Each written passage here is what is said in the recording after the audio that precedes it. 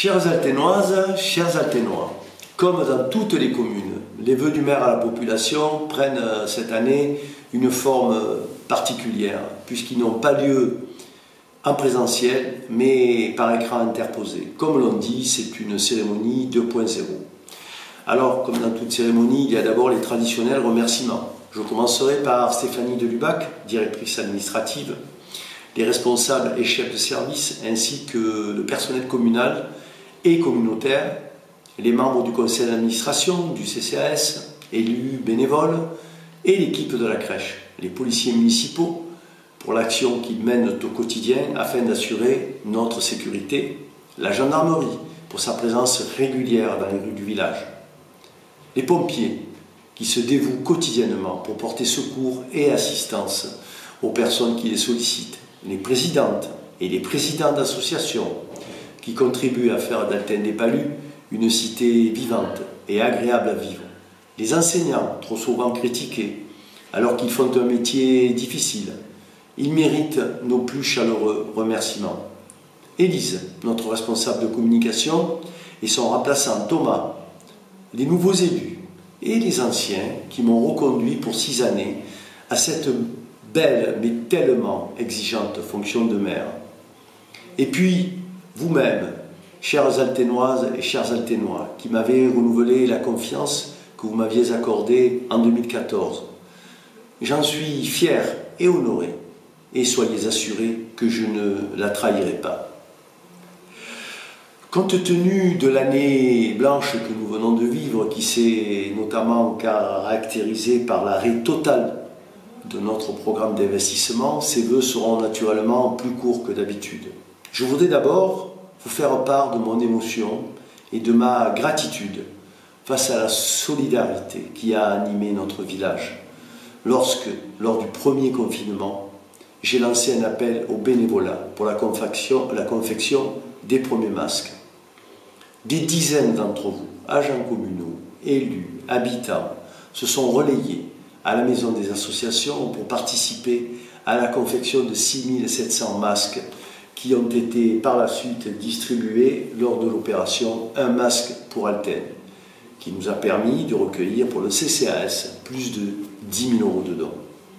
Vous avez été formidables de générosité et de disponibilité, et j'en garderai un souvenir impérissable. Maintenant, je voudrais revenir sur quelques points qu'il me paraît important de souligner. Financièrement, notre commune, comme toutes les autres, ne sortira pas indemne de cette crise financière que nous avons traversée, même si nous avons su réagir en faisant des coupes sombres dans notre budget pour financer les dépenses supplémentaires liées à la crise sanitaire. Cette crise qui va encore se poursuivre pendant plusieurs mois. À ce jour, le coût brut estimé s'élève à 100 000 €. Déduction faite des dépenses que nous n'avons pas eues, cela devrait représenter une dépense de 50 000 €, voire peut-être 60 000 € quand on aura affiné la totalité de nos calculs. Je ne m'étendrai pas plus sur ces questions financières, sujet sur lequel j'aurai l'occasion de revenir lors du conseil municipal consacré au budget. Alors, en 2020, qu'avons-nous fait? Eh bien, compte tenu du temps qui m'est imparti, je suis obligé de faire des choix, et je ferai les choix les plus importants. D'abord, pour votre sécurité, nous avons poursuivi le remplacement et l'installation de caméras de vidéoprotection, place de la mairie, rue Adrien Bonneau et rue des Mûriers. Au total, nous aurons changé ou installé 10 caméras en 2020. Aujourd'hui, nous avons un réseau de qualité et fonctionnel. Les vols de vélo devant l'abribus. L'abribus qui se trouve Truffaut au Jardin de Provence. Les vols de vélo sont devenus, ou étaient plutôt devenus, une obsession. Et nous y avons remédié en installant un abri vélo sécurisé. Et aujourd'hui, nous n'avons plus constaté de vol dans cet endroit-là. Comme chaque année, nous avons réalisé des travaux au groupe scolaire à la suite de l'audit que nous avons fait réaliser par un cabinet spécialisé. L'alarme incendie a été remise à niveau dans nos 2 écoles, ainsi que les locaux périscolaires et restauration. Et n'en déplaise à certains, les écoles ont été, sont et resteront l'une de nos priorités. Nos services techniques ont été dotés d'une salle de réunion toute neuve afin que nos agents puissent se réunir dans des conditions sanitaires décentes.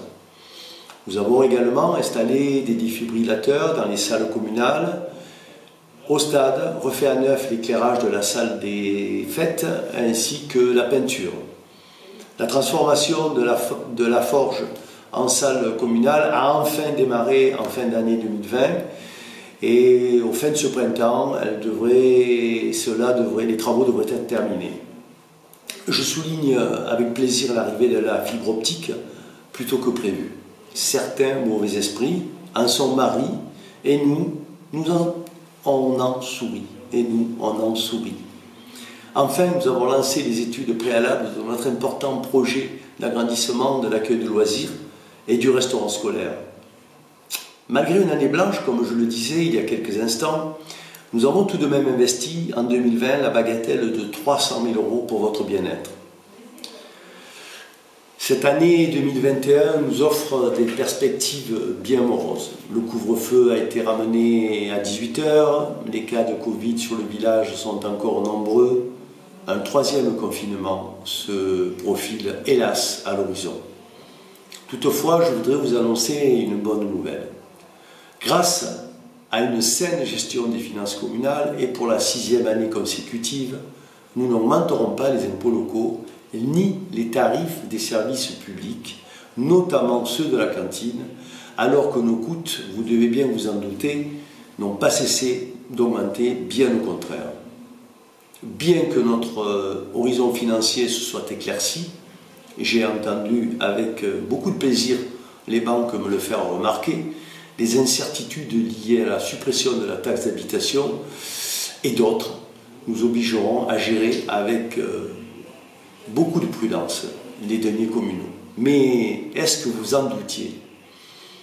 La maîtrise de notre endettement que nous avons très nettement réduit depuis 5 ans, le remboursement par anticipation de près de 200 000 € en ce début d'année 2021 nous place parmi les communes les moins endettées par habitant en ce qui concerne nos dettes à long terme, 33% de moins que celles de notre strate. Et pour 2021, le groupe scolaire, je l'ai dit, a toujours été et il restera toujours l'une de nos priorités. Le permis de construire relatif à l'agrandissement de l'accueil de loisirs et du restaurant scolaire a été déposé il y a quelques semaines. La subvention sollicitée il y a maintenant 1 an auprès du ministère de l'Éducation nationale, nous ayant été officiellement confirmée ces derniers jours, nous allons pouvoir procéder à l'acquisition du matériel informatique tant attendu par nos enseignants du primaire. Et une bonne nouvelle, ne venant jamais seule, nous avons décidé de doubler le budget prévu à l'origine. La sécurité des biens et des personnes est également une préoccupation importante et quotidienne. Les chiffres qui viennent de nous être communiqués par la gendarmerie en témoignent et j'ai plaisir à vous les communiquer. On constate une baisse de 50% des violences aux personnes, de 28% sur les atteintes aux biens, dont 14% sur les cambriolages, de 30% sur les faits aux véhicules et de 66% sur les dégradations aux biens. Merci, un grand merci à nos policiers municipaux et à nos gendarmes. Cela ne nous empêchera pas de renforcer dans certains bâtiments communaux et hors communaux le réseau de caméras de vidéoprotection et de le développer à l'occasion d'un plan triennal que nous allons mettre en place. L'entretien du patrimoine communal, vous le savez, je le répète chaque année, est important. Dans ce cadre, la maison des associations va faire l'objet de travaux de rénovation, éclairage, chauffage, peinture. C'est important pour notre cadre de vie. Nous poursuivrons notre programme d'enfouissement des réseaux EDF et Télécom. Des bornes de rechange pour les véhicules électriques et les vélos seront installées devant le jardin de Monte-Carlo, près des toilettes automatiques que nous allons également installer selon un plan d'investissement sur 2-3 ans. Puis dans le cadre des économies d'énergie sur l'éclairage public, mais pas seulement, qui induisent des économies financières, nous allons lancer une étude visant à diminuer l'intensité lumineuse, voire à éteindre l'éclairage à certains endroits et candidater au label Villes et villages étoilés.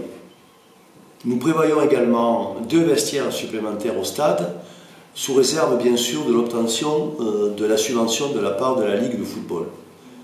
Voilà quelques-uns des projets qu'il m'a paru important de souligner pour l'exercice 2021 et 2022. Cela et bien d'autres représentent à ce jour un budget prévisionnel de 500 000 € sur l'exercice 2021, naturellement hors le projet école qui lui s'élève à 1 800 000 et qui s'étalera sur plusieurs exercices. En mon nom personnel, au nom des élus, je vous prie de recevoir nos meilleurs vœux. Que cette nouvelle année soit pour chacune et chacun d'entre vous celle de la renaissance à la vie, de la convivialité, de la sérénité, de la tendresse, de la paix, de la santé, des bonheurs quotidiens, des plaisirs et des joies de se retrouver. Buon anno, ben granado et ben accompagnado, et se siam pas mal, que siguen pas menes. Bonne année, fructueuse, bien accompagnée. Et si nous ne sommes pas plus, que nous ne soyons pas moins, je vous remercie de votre attention.